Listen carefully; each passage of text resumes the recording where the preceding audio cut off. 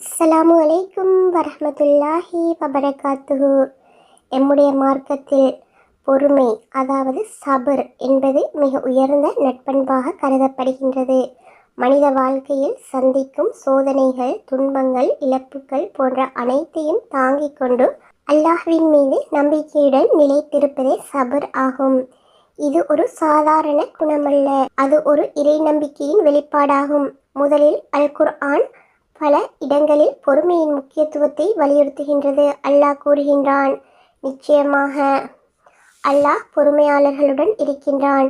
சூரா அல் பக்ரா 2வது அத்தியாயம் 153வது வசனம். இந்த வசனம் சபர் உடையவர்கள், அதாவது பொறுமையுடன் இருக்கும் மனிதர்கள் தங்களுக்கு ஏற்படும் துன்பம், துயரம், கவலை, கஷ்டம் மற்றும் வாழ்க்கையில் எவ்வாறான சவால்கள், துயரங்கள், துன்பங்கள் ஏற்பட்டாலும் அவற்றை சகித்து கொண்டு பொறுமையுடன் இருப்பவர்கள் அல்லாஹ்வின் உடைய உதவி மற்றும் அருளை பெறுவார்கள் என்பதனையே தெளிவுபடுத்துகின்றது. மேலும் சோதனைகள் வாழ்க்கையின் ஒரு பகுதியாகவே இருப்பதனை அல் குர்ஆன் கூறுகின்றது. ஆனால் அந்த சோதனைகளில் பொறுமையுடன் இருந்தால் மிகப்பெரிய பலன் காத்திருக்கின்றது. அல்லாஹ் அல் குர்ஆனில் சூரத்துல் பக்ராவின் 2வது அத்தியாயம் 155வது வசனத்தில் இவ்வாறு கூறுகின்றான், உங்களை நாம் பயம், பசி ஆகியவற்றின் மூலமும் சொத்து, உயிர், விளைச்சல் ஆகியவற்றை குறைப்பதன் மூலமும் சோதிப்போம். பொறுமையாளர்களுக்கு சுப செய்தி கூறுவீராக. இந்த அல் குர்ஆன் வசனத்தின் மூலமும் நாம் எவ்வாறு சோதிக்கப்படுவோம், பொறுமையுடையவர்களுக்கு எவ்வாறான வெற்றி இருக்கின்றது என்பதனை அறிந்து கொள்ள முடிகின்றது. மேலும் வாழ்வில் எவ்வாறான துன்பங்கள் வந்தாலும் அவற்றை நாம் பொறுமையுடன் சகித்து கொண்டிருப்பதன் மூலம் எங்களுக்கு எவ்வாறான நன்மைகள் கிடைக்கின்றன என்பதனையும் இந்த அல் குர்ஆன் வசனம் தெளிவுபடுத்துகின்றது. பொறுமையாளர்கள் அவர்களின் கூலியை கணக்கின்றி கொடுக்கப்படுவார்கள். 39வது அத்தியாயம் 10வது வசனம். எங்கள் கண்மணி நாயகம் ஸல்லல்லாஹு அலைஹி வஸல்லம் அவர்கள் கூறிய ஹதீஸ்களிலும் சபரின், அதாவது பொறுமையின் முக்கியத்துவத்தினை நாம் தெளிவாக புரிந்து கொள்ள முடிகின்றது. ஒரு ஹதீஸில் ஒரு முஸ்லிமுக்கு எந்த துன்பமோ, நோயோ, கவலையோ வந்தாலும் அதனால் அவனது பாவங்கள் மன்னிக்கப்படும் என்று கூறப்படுகின்றது. இதன் மூலம் துன்பங்கள் கூட ஒரு நன்மையாக மாறும் என்பதனை அறிய முடிகின்றது.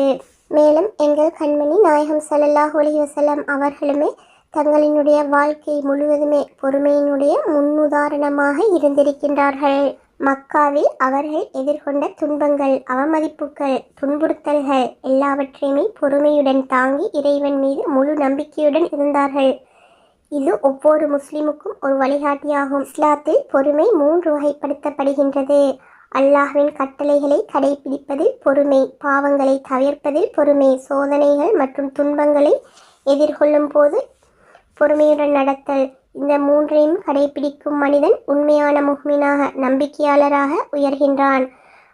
பொறுமை என்பது வெறும் தாங்கும் சக்தி அல்ல, அது ஒரு ஆன்மீகத்தின் வலிமை. அது மனிதனை மன அழுத்தத்திலிருந்து காப்பாற்றி இறைவனுக்கு நெருக்கமாக்குகின்றது. அல் குர்ஆன் மற்றும் ஹதீஸின் அடிப்படையில் தன்னுடைய வாழ்வை அமைத்து கொள்ளும் ஒருவர் வாழ்வில் எவ்வாறான துன்ப துயரங்கள் ஏற்பட்டாலும், சோதனைகள், நெருக்கடிகள் ஏற்பட்டாலும் இது அல்லாஹ்வின் புறத்திலிருந்து எனக்கு வந்தது என்பதனை அறிந்து அதை பொறுமையுடன் சகித்து கொள்வார். இவ்வாறான பொறுமையாளர்களுக்குத்தான் இறுதியில் வெற்றியுண்டு. ஒருமுறை மதீனாவாசிகளில் சிலர் நபிகள் நாயகம் ஸல்லல்லாஹு அலைஹி வஸல்லம் அவர்களிடம் உதவி கேட்டார்கள். அவர்களுக்கு நபிகள் நாயகம் ஸல்லல்லாஹு அலைஹி வஸல்லம் அவர்கள் கொடுத்தார்கள். மீண்டும் கேட்டார்கள், அவர்களுக்கு மீண்டும் கொடுத்தார்கள். அவர்களிடம் இருந்தவை காலியாகின. தன் கையில் இருந்த அனைத்தையும் செலவு செய்த நபிகள் நாயகம் ஸல்லல்லாஹு அலைஹி வஸல்லம் அவர்கள், என்னிடம் உள்ள நல்லவை எதையும் உங்களை விட்டும் நான் மறைக்க மாட்டேன். ஒருவர் பேணுதலாக நடந்தால் அல்லாஹ் அவரை பேணுதலாக்கி வைப்பான். ஒருவர் தேவையற்றவராக இருக்க விரும்பினால் அவரை பிறரிடம் தேவையற்றவராக ஆக்கி வைப்பான். ஒருவர் பொறுமையை மேற்கொண்டால் அவரை பொறுமையாளராக அல்லாஹ் ஆக்கி வைப்பான்.